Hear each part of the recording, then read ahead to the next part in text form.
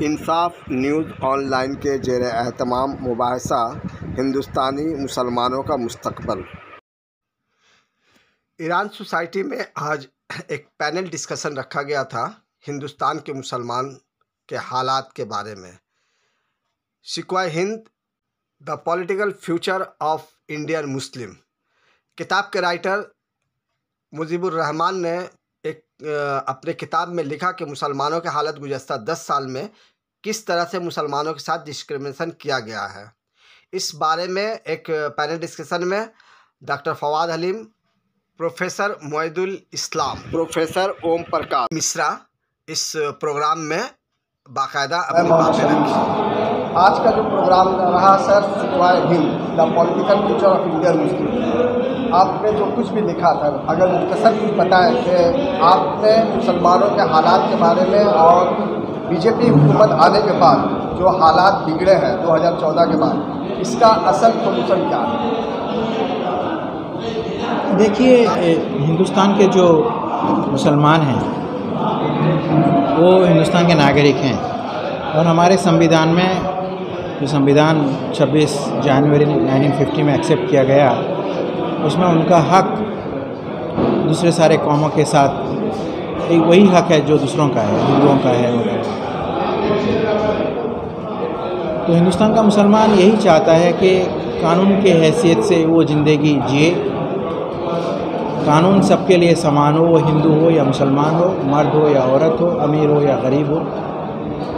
ऐसा नहीं कि वो मुसलमान है इसके लिए उसके लिए कोई दूसरा कानून बनाया जाए। वो जब कभी मुसलमान ये नहीं कहता है कि कोई आदमी जब मर्डर किया क्योंकि वो मुसलमान है तो उसको छोड़ दो, ये बात तो मुसलमान नहीं कहता है। मुसलमान ये कहता है कि जब कोई कानून तोड़ा, वो या ड्राइविंग का छोटा सा कानून तोड़े या किसी का मर्डर करे या करप्शन में पकड़ा पड़े, वो सारा कानून हर कौम के लिए, मुसलमान के लिए एक ही होना चाहिए। अब गए 10 सालों के अंदर में आम मुसलमानों के अंदर में ये एहसास होने वाला है, हो रहा है कि कानून उसके साथ नहीं है, गवर्नमेंट उसके साथ नहीं है, मायूसी फैला हुआ है।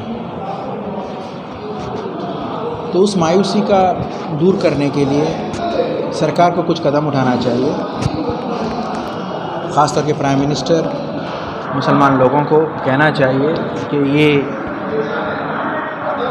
आपका देश है, यहाँ पे सब इक्वल हैं। हर मुसलमान यहाँ पर उतने हक रखता है जितना हिंदू रखता है, गुजराती रखता है, बंगाली रखता है, वैसे ही मुसलमान भी रखता है। वो कोशिश सरकार की तरफ से नहीं हो रहा है। अब 2024 के इलेक्शन में हमने बहुत सारा बात सुना जिसमें मुसलमानों की जो मायूसी है उसका सबूत मिलता है, जैसा कि इंडिया ब्लॉक वाले जेवर छीन कर लेके मुसलमान को दे देंगे या दलितों का रिजर्वेशन छीन कर लेके मुसलमानों को दे देंगे। ये सारा जिसे अंग्रेजी में इस्लामोफोबिक आर्गूमेंट्स कहते हैं। तो जब ये बहुत ऊंचे जगह से आता है इस तरीके का आवाज़, उसका समाज में एक गलत असर पड़ता है। तो ये सारा मायूसी चल रहा है, लेकिन अभी भी संविधान के हिसाब से देश चलता है। इसमें कई खामियां हो सकती हैं इम्प्लीमेंटेशन में, उसके यूज़ में। तो ये मायूसी को कैसा दूर किया जाए उसके बारे में सेकुलर पॉलिटिकल पार्टीज़ और बीजेपी में जो जिम्मेदार लोग हैं वो सारे लोग इस सिलसिले में कौम का कॉन्फिडेंस बढ़ाने के लिए कुछ कदम उठाएं, कुछ मास कांटेक्ट प्रोग्राम करें, उनके साथ मिलें जुलें और बोलें वगैरह वगैरह। सर, एक तरफ से आवाज़ आ रही है कि हिंदू खतरे में है, दूसरी तरफ से आवाज़ आ रही है कि डेमोक्रेसी खतरे में है। तो इस तरह की बातें हमें कहाँ ले जाए आने वाले दिनों? मेरा अच्छी बात नहीं है, क्योंकि हिंदुस्तान का जो नौजवान है वो आज दुनिया में हर जगह पर अपने आप को कैसे साबित करे उस कोशिश में लगा हुआ है। आपको पता होगा सारी दुनिया की जो सबसे बड़े बड़े कंपनी हैं, गूगल हो, माइक्रोसॉफ्ट हो, हर जगह हिंदुस्तान का नौजवान आज अपना टैलेंट के हिसाब से जाना जाता है। ये नहीं कि वो हिंदू है या इंडियन है, इसके लिए उसको नहीं देते। आज आपको पता होगा कि इंग्लैंड में एक हिंदुस्तान के परिवार का आदमी ऋषि सुनक प्राइम मिनिस्टर बना। अभी अमेरिका में इलेक्शन ख़त्म हुई, यहाँ एक औरत जो कि इंडियन ओरिजिन की थी वो वहाँ पर प्रेसिडेंशियल कैंडिडेट बनकर लड़ाई करी और प्रेसिडेंट बन भी सकती थी।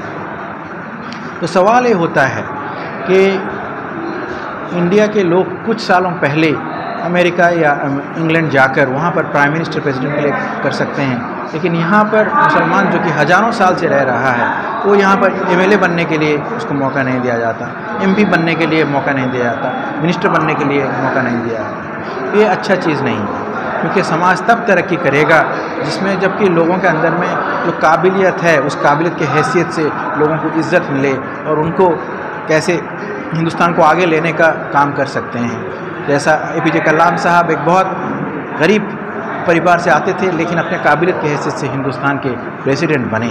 तो काबिलियत की इज़्ज़त होना चाहिए। इस तरीके की अफवाह फैलाकर कोई कम्युनिटी को डेमोनाइज़ कर मैं सोचता हूँ कि हिंदुस्तान को हम लोग ज़्यादा आगे तक ले नहीं सकते। आज दुनिया में हिंदुस्तान का एक बहुत बड़ा इज़्ज़त है एक डेमोक्रेसी की हैसियत से, और इस इज़्ज़त को किस तरीके से हम बढ़ाएं, आगे लें, उसका कोशिश करना चाहिए। हमारा अतीत जो है वो बहुत परेशान वाला है, तकलीफ़ है, कॉलोनियलिज़म है, वगैरह वगैरह बहुत सारा चीज़ हुआ है। उसके बावजूद भी आज हिंदुस्तान बहुत सारे वतन के कंपैरिजन में बहुत अच्छी जगह पर खड़ा हुआ है। लोग हिंदुस्तान आज चाँद में पहुंचा है, ऐसी जगह पर पहुंचा है जहां पर डेवलप्ड कंट्रीज़ अमेरिका, इंग्लैंड की तरह कंट्री लोग नहीं पहुंच पा रहे हैं। तो ये सारा पॉजिटिव चीज़ हो रहा है, उसमें मुसलमान को शामिल करना चाहिए, मुसलमान के बच्चों को उसमें इनकरेज करके ज्वाइन करने के लिए कोशिश करना चाहिए, उसमें अच्छी बातें करके उनको मोटिवेट करना चाहिए, जो कि हम इस गवर्नमेंट की तरफ से नहीं देख पा रहे हैं। वो सबसे बड़े तकलीफ़ की बात है। हकीकत यह है कि सर आज भी मुसलमान माशी तौर पर और तालीमी तौर पर पसमानदा है। इस पसमानदगी से कैसे निकला जाए, इसका क्या हल है? वेल, इसमें सरकार की बहुत बड़ी रोल है। इसके लिए बच्चों को स्कॉलरशिप देना चाहिए। ऐसी नहीं है कि जब लोग सच्चाई रिपोर्ट पढ़ेंगे, उन लोग जो सर्वे किए हैं, हर मुसलमान आम तौर पर अपने बच्चे को पढ़ाकर बढ़ाना चाहता है, लेकिन उसके पास दौलत नहीं है, उसकी नहीं है, उसका बच्चा पीछे रह जाता है, तो कहीं बावर्ची बनता है, मैकेनिक है, छोटा काम करके अपनी ज़िंदगी। सरकार ये सारा चीज़ जब बच्चों को एजुकेशन मिलेगा तो बदल सकता है। जैसा मैंने मिसाल दिया एपीजे कलाम साहब का, वो कोई डॉक्टर इंजीनियर के बेटे नहीं थे, एक आम इंसान के। मोदी साहब भी कोई डॉक्टर इंजीनियर के बेटे नहीं हैं, एक आम इंसान। तो ये सारा चीज़ था। तो इसमें हमको सरकार को बहुत बड़ा जिम्मेदारी देना पड़ेगा। हिंदुस्तान में आज लोग जय श्री राम के नारा से, जहाँ पहले भक्ति का ये मिलता था कि हाँ ये एक अच्छा फाइन है, लेकिन आज जब लोग जय श्री राम कहते हैं तो एक डर, दहशत फैलता हुआ नजर आता है। इससे मुसलमान को कैसे निकले? क्या वजह है कि मस्जिद के सामने जाकर, दरगाह के सामने जाकर जय श्री राम का स्लोगन लगाया जाता है? मुसलमान इससे इतने खौफ लेता है कि वो अपने घर से अगर निकलते हैं तो लोग कहते हैं कि वो पत्थर फेंकते हैं, वो ऊपर से थूक रहे हैं। इस तरह के नारा से, इस तरह से मुसलमानों को परेशान करने की साजिश की जा रही है। हाँ, मुसलमान तो हिंदुस्तान में हज़ारों साल से रहे हैं, भाईचारा का बहुत अच्छा मिसाल है हमारे हिंदुस्तान में।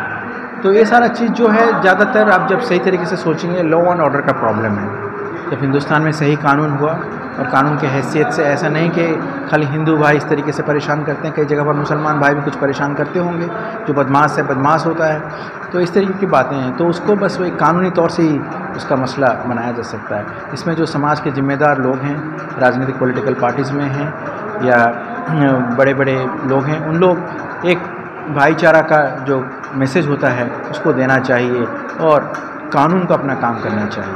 क्योंकि हमारे पास बहुत सारे कानून हैं जिसमें आप जब किसी दूसरे धर्म के लोगों को, किसी दूसरे जात के लोगों को जब गलत तरीके से कुछ कहा या परेशान किया या प्रोवोक किया, जिसे हम लोग कहते हैं इंटर कम्युनिटी रिलेशंस को ख़राब किया, उसमें कानून का बहुत धारा है जिसमें कुछ को हम लोग इम्प्लीमेंट कर सकते हैं। सर, पैनल डिस्कशन में आप एक सवाल करना चाहते थे, नहीं कर पाए, अगर सर से इस बार आप सवाल करें। मैंने बाद में उठाया, एजुकेशन का मामला था, एजुकेशन डेवलपमेंट वेहिक्यूल ऑफ चेंज। तो हमारे जो पहले एजुकेशन मिनिस्टर थे, मौलाना अबुल कलाम आज़ाद, उन्होंने कहा था कि टॉम टू टॉम, माँ के पेट से लेकर कब्र तक एजुकेशन ज़रूरी है, और उसको पूरे दूसरे कलाम ने कर दिया। एपीजे कलाम ने एजुकेशन मिलते ही वो साइंटिस्ट लेके देश के नंबर 1 नागरिक भी बने, प्रेसिडेंट ऑफ इंडिया भी बने। जो अभी आपने देखा होगा कि अलीगढ़ मुस्लिम यूनिवर्सिटी, उसके जो फाउंडर थे सर सईद अहमद खान, उन्होंने भी कहा था मुसलमानों को चाहिए एक हाथ में कुरान और दूसरे हाथ में साइंस, जिसको कन्वोकेशन के टाइम में last time prime minister of India Narendra Modi ने भी कहा कि मुसलमानों को चाहिए एक हाथ में कुरान और दूसरे हाथ में कंप्यूटर। तो मेरा अपना ख्याल है कि मुसलमानों को सोशल डेवलपमेंट यानी एजुकेशन और हेल्थ पर जोर देनी चाहिए। अभी भी कलकत्ता में ही मुस्लिमों का एक अपना रिकॉग्नाइज स्कूल भी नहीं है, और एक अच्छा अपना कॉलेज भी नहीं है, क्वालिटी कॉलेज है, स्कूल में क्वालिटी नहीं है। तो हमें एजुकेशन पर भी जोर देनी चाहिए, और जितना एजुकेशनल डेवलपमेंट मेरा अपना होगा, हम अपने आप नेशनल इंटीग्रेशन में पार्टिसिपेट कर पाएंगे। सर आप दोनों का बहुत बहुत शुक्रिया। और मुजाहिद आज़ादी मौलाना अबुल कलाम आज़ाद का जो पैदाइश है, मौलाना आज़ाद और हिंदुस्तान की एक मोड़ों पर खड़े होकर कहा था, हिंदुस्तानी मुसलमानों से कहा था कि हिंदुस्तान छोड़कर कहा जा रहा है, ये मस्जिद और मिंबर खिलाफ किसके हवाले कर रहे हो, जो अपने तारीखी वर्षों किसके हवाले करते जा रहे हो, और तुम्हें जामे मस्जिद की सीढ़ियाँ, देवबंद के मीनारे, ताजमहल में आवाज़ दे रही है, तो इस मुल्क को छोड़ के मत जाओ। उस मौलाना आज़ाद ने हिंदुस्तानी मुसलमानों को आवाज़ दी, और मौलाना आज़ाद और जमीयत उलमा इस तरीके से कई सारी मुस्लिम तंजीमें हैं जिन्होंने तहरीक